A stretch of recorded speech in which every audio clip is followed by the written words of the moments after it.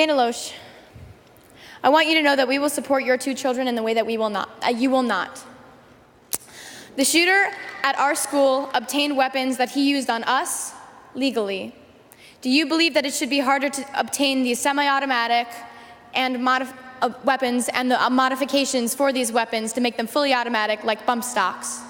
Well, first off, Emma, I want to applaud you for standing up and speaking out.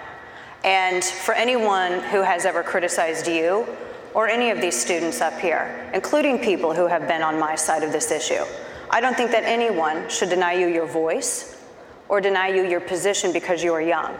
We want to thank you for that. I was a very politically active teenager, and I'm on this stage as a result of that.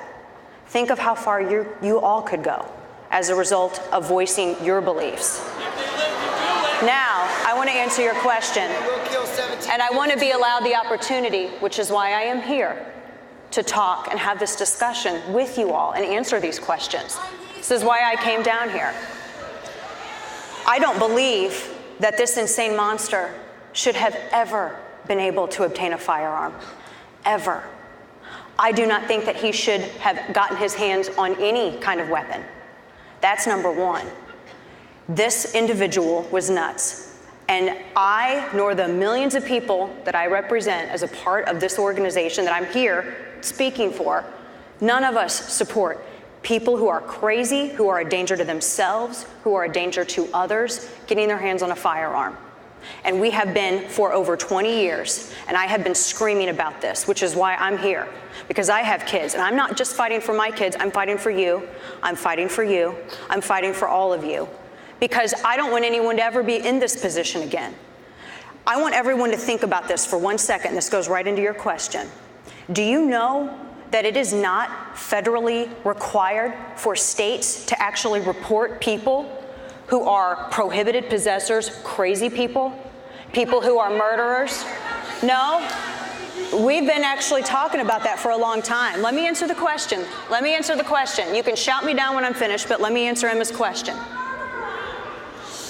It is not federal law for states to report convictions to the NICS system. It's not federally mandated. That's the big question, and I wish that this network had also covered this more as other media networks would have covered it. That's a huge, wait a second. You guys, if I can't hear her statement, I can't come up with a rebuttal. Please. Wait a second. Do you guys want to stop mentally insane individuals from getting firearms? You better not get one now. Yes? They have to be in the system. If they are convicted, you can convict them, you can adjudicate them mentally unfit. If a state does not report it to the National Crime Information Center, when you run that form, this madman passed a background check. How was he able to pass a background check? He was able to pass a background check because we have a system that's flawed. The Sutherland Springs murderer was able to pass a background check because the Air Force did not report that record. I think I'm just gonna interrupt you real quick and remind you that the question is actually, do you believe it should be harder to obtain these semi-automatic weapons and modifications to make them fully automatic, such as bump stocks? Well, I think the ATF is deciding about bump stocks right now. The president ordered the DOJ to look into it. I'm asking your opinion as a representative of the NRA. That's what the NRA's position has been. The NRA came, I'm talking for them. These are the 5 million members that I'm here representing. That is what that group's position has been on that. So that answers your question. And they spoke about that before the president made a move, and they spoke about that before Attorney General Jeff Sessions made an announcement about that too. So that answers your question with that. Just interject for a second though. And I understand you're standing up for the NRA, and I understand that's what you're supposed to do. But you just told this group of people that you are standing up for them. You're not standing up for them until you say, I want less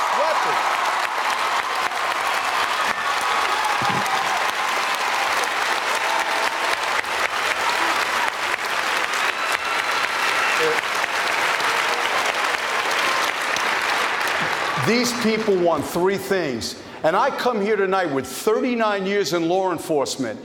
I've Baker Acted people. I've taken weapons from people. The men and women I've worked with for almost 40 years. We know how to keep America safe. Number one, We have to, you're right, we have to take weapons out of the hands of people that suffer from mental illness. We have to expand the PIKA Act. We have to be able, when police encounter someone, Emma, when police encounter someone who is going through a mental illness, we don't only have to wait, or we shouldn't have to wait until they are a danger to themselves or someone else. We should be able to take them to an institution that's going to examine them and take weapons away from them right then and there at that time. And Sheriff, you're a member of the NRA, yes? No, you're not a member of the NRA. I want to bring in Diane Wolk-Rogers, who teaches AP World History. One of the victims, Carmen Shentrup, was in her class, and she has a question for Dana as well. Dana, I viewed the dead body of Carmen Shentrup, our student. I watched her mother and father kiss her goodbye one last time and close the top of her casket. I looked at Robert and I hugged him, my dear, dear Robert, and I told you that Carmen, she died a martyr. Our kids have started a revolution. I'm proud and I'm inspired to be a part of Never Again.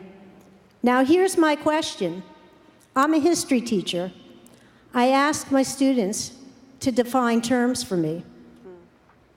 So I'd like you to define something for me, because I've wondered about it, and I want to know, what is your definition of a well-regulated militia, as stated in the Second Amendment, and using supporting detail, explain to me how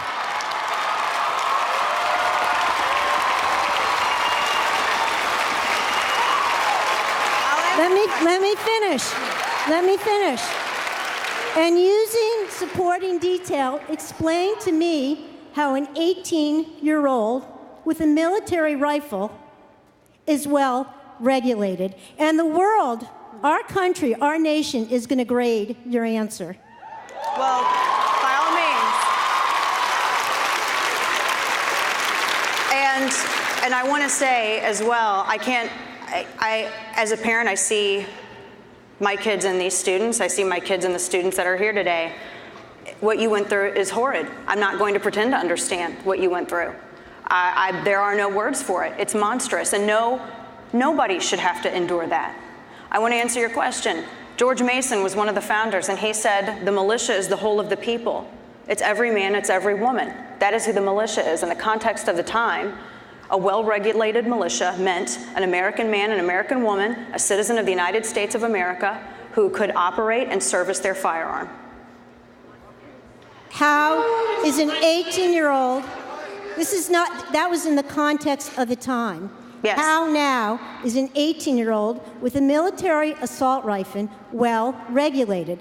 Use supporting detail. Right. He shouldn't have been able to get a firearm. He should have been barred from getting a firearm. And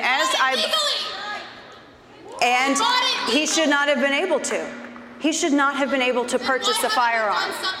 So what are you, the NRA, going to do about it? Let me answer. If we're here to have a discussion, that's why I'm here. I want you to ask me every question. I want you to give me every question you have. Let's have some respect. She's here to answer the questions. Let's let her answer the questions. He should, A, never been able to get a firearm. B, people who are crazy should not be able to get firearms. C, people who are dangerous to themselves and other individuals should not be able to obtain a firearm. There isn't a loophole. It's a criminal act, and that's what we have to start calling it. We have to start, number one, following up on red flags. 39 times in the past year, it was law enforcement or it was social services that went to this individual's home. Now, there are 2 Florida statutes. One of them, I don't know if the comment that he had put on YouTube would have qualified for you to Baker Act him, but sending messages telling other students that he was going to murder them and he was going to kill them, I would think certainly would qualify under a Florida state statute for you to have Baker Acted him. Let me respond to that. First of all, we've talked about the Broward Sheriff's Office and some other local agencies and the FBI getting tips and what have you.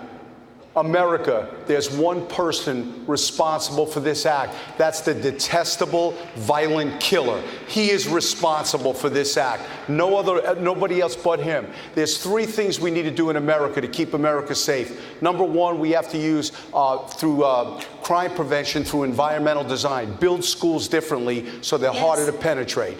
Number two, we need to be empowering police officers and deputy sheriffs throughout the nation to be able to take people who are an immediate threat to themselves or an immediate threat to someone else to be examined. And we need to take guns away from them forever. They should never get them back. They should have to go through a psychological evaluation. And if we have a doctor or a clinician have to sign their John Hancock and say that person should be given back their Second Amendment right, we're not going to see doctors do that. But lastly, we do need to have some gun control reform. 18-year-olds should never have a rifle.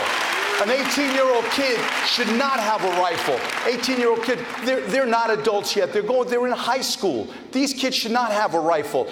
Bump stocks should be illegal. They should be outlawed forever. Automatic rifles should be outlawed forever. And anybody who says different, I don't know about other people, but Emma and I, we're calling BS on that. So